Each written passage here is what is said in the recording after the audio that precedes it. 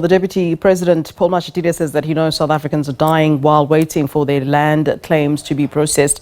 He says that government wants to improve turnaround times on these claims in order to bring justice and closure to affected families. Mashatile was answering a question in the National Assembly about thousands of outstanding land claims and the length of time it takes for government to deal with land restitution claims. He says it's a priority for government to deal with this. Big challenges as you deal with issues of land redistribution and redistribution. There's also a problem of crime and corruption that is involved. So what the President has done and presented to Cabinet, and we approved a national anti-corruption strategy.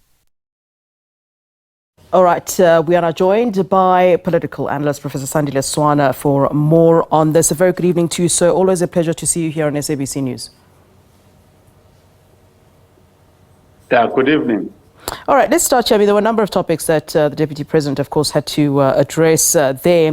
One interesting point, which I suppose you started up with when talking about the issue of service delivery, was that he had been tasked by the President to intervene when it comes to issues pertaining to service delivery. I mean, what exactly can he do? I mean, these complaints have sort of been ongoing. I mean, this is only before he started talking about issues of land redistribution and so forth. But I just want to touch on that, the fact that he made it a point that, you know, he had been tasked with this. Thank you so much. The first thing I just want to comment on in some of the clips you had, the issue of corruption was a major priority for Nelson Mandela. Nelson Mandela took that challenge directly, head on. Yeah. And corruption has worsened since 1994. It has actually gotten completely out of control in South Africa. Number two, if you talk to Advocate Ngugai Tobi and the retired Deputy Chief Justice Dikgang Moseneke, they will tell you that the land redistribution program in South Africa has failed.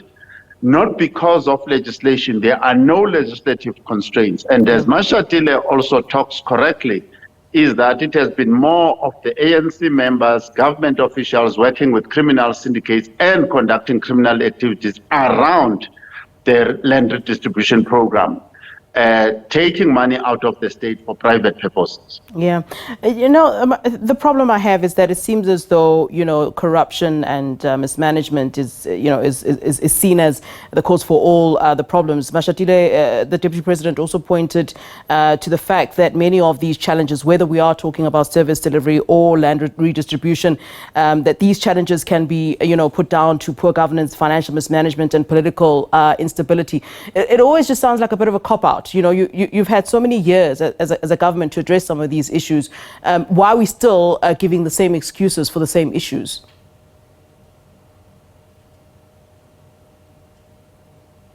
Well, unfortunately, some of these issues are actually very relevant. I think Mandela thought that corruption was completely out of control during his time. It's worse now. I spent a better part of the afternoon and this evening looking at water. Non-accountable water is now at 50%. The amount of water that enters our rivers at the correct standard is about 15%. The sewage plants are not working. They are being broken down by criminal syndicates, water purification plants, everything, so that they can supply trucks and all sorts of services into the municipal sector. Yeah. There is another type of corruption. For instance, if you look at two metros, Buffalo City, you look at Mangaung, which were won outright by the ANC. You just try to look at the chaos that is going on in those municipalities and the economic and infrastructure decline that is under the ANC, undisturbed. So the ANC itself is captured by criminal syndicates. A number of incompetent people who would not get a job anywhere else are occupying senior positions in the ANC and in the state. Yeah. There was also talk by the deputy president of removal, of councillors in ailing municipalities, and that where there is this sort of corruption, it's a case of removing some of those that are responsible for it. Is that a solution? Because, I mean, you can't replace incompetence with incompetence. You can't replace corruption with corruption at the end of the day.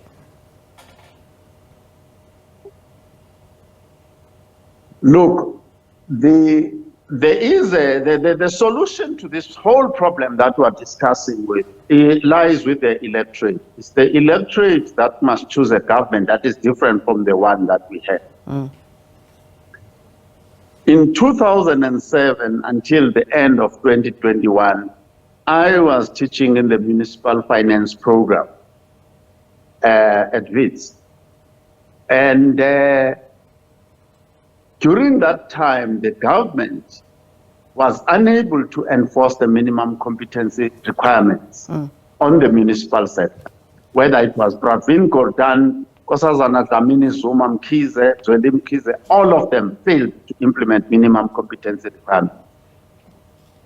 As you can see, even the Zondo Commission report, they are struggling to implement it, and they are not going to implement it for the next elections. Yeah. So the failure, the incompetence, and the corruption and non-performance have become part of the DNA of the governing party, the African National Congress. And that issue, we cannot solve it except the voters vote those guys out. And then new guys who are not having that culture and that DNA come into power. That's the only solution to it. Yeah. Well, what do you think goes on in the minds, of a voter? I mean, we're going into an election year next year. What goes into the mind of a voter who is or has been complaining about, service delivery issues or any other issue, but then it still goes down and votes, the same party that they would have had the problem with in the first place? I mean, what really happens? What changes from the time of complaining about the service delivery issues to the time where you can make the change and you don't make that change?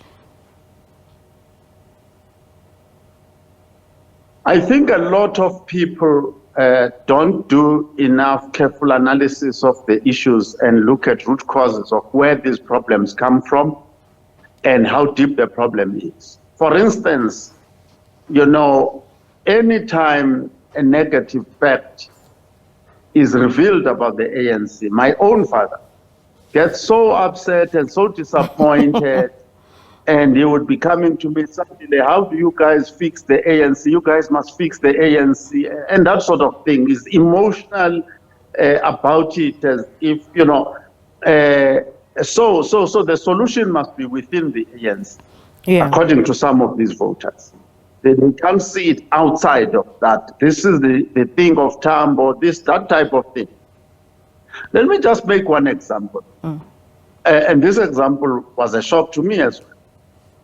That Nomvula Mukonyane single-handedly, unilaterally, without consulting the communities, without consulting industry and commerce, suspended the operation of the Blue Dot water system, quality management system, as well as the Green Dot. And as a result of that, where now there was an information blackout about the quality of drinking water we're getting. But what has then happened is that it's only 15% of the sewage, recycled water that goes there, with sewage in there.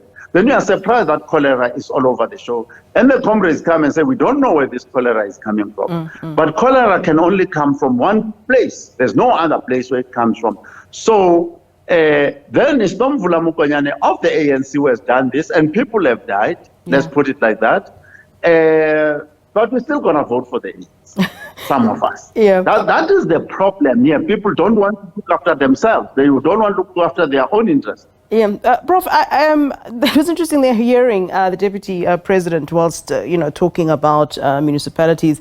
I think he made the example, he said, we don't go into coalitions because it's a case of Tata Logo, Minangzo Tata Logo. I think that's directly what he had to say there.